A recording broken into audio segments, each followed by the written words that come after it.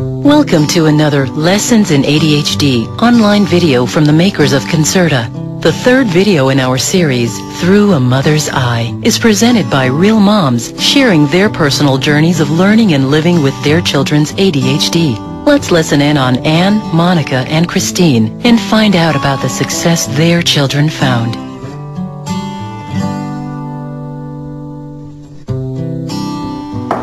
I know that when Aiden was diagnosed with ADHD, I think my first feeling was just complete relief.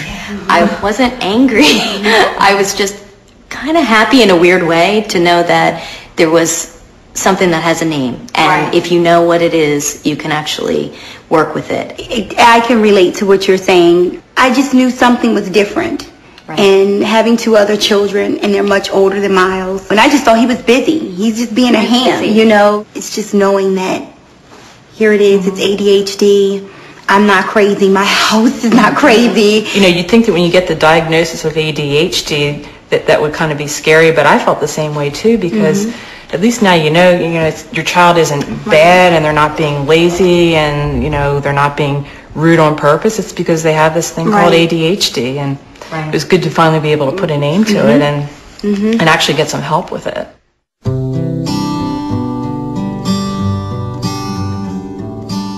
You know, I remember when I took Nicole to the doctor and she first suggested putting her on medication, and at first I really resisted because honestly I was a little bit afraid. I'd heard a lot of things about medications and pros and cons, and I think more than anything though I was worried about the judgment from friends and family. All these people were giving me advice and telling me things, and it was very confusing. And initially I didn't put her on medication. I tried some herbal supplements, but you know, they didn't work. They just didn't work, and I realized I needed to go back and give it a try. I figured what could be the worst that would happen? I mean, try it for a couple of weeks and see how it goes, and I'll tell you, I mean, after just 2 weeks, I noticed a huge difference. Wow. So I know when they first suggested medication for Miles, when his doctor first suggested it, I thought, let me think about it. How long do I have to think about it? I need to think about it. I need to do my homework. And if it does work, how long is it going to take it to work before I honestly start to see some sort of difference, or if there's a slight bit of change?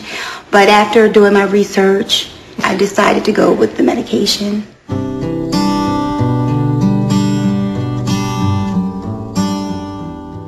When Aiden finally went on Concerta, I think after a few days, what was really the turning point for me in believing medication is okay and would work for him is he started I think on a Monday, and on a Friday it was 5, 6 o'clock at night, bad time of the day. There were a lot of people, and in the middle of dinner he just out of nowhere said, "Mommy, I think my medicine is working." And I said, "Well, okay, why do you think that?" And he said, "Because my brain hears you better."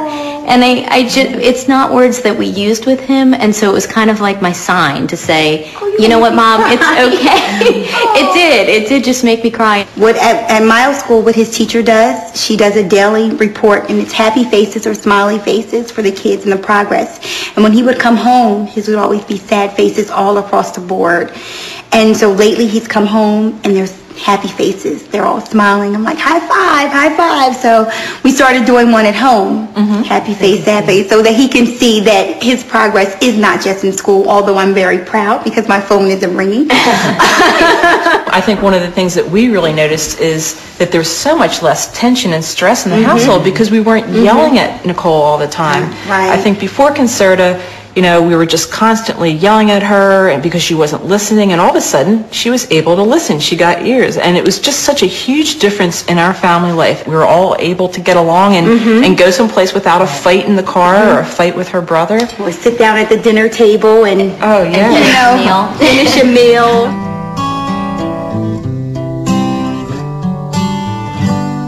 I know that since Aiden has been on medication, I'm constantly being asked by other parents who have children with ADHD what I think about medication. Do you get that? In fact, I belong to a support group for parents who have children with ADHD. I'd say about half of the kids in the group are actually taking Concerta, but a lot of times there's newer parents that join the group and they ask me about my experience. And now, of course, I'm not a doctor, and I always recommend that they seek their own doctor's advice.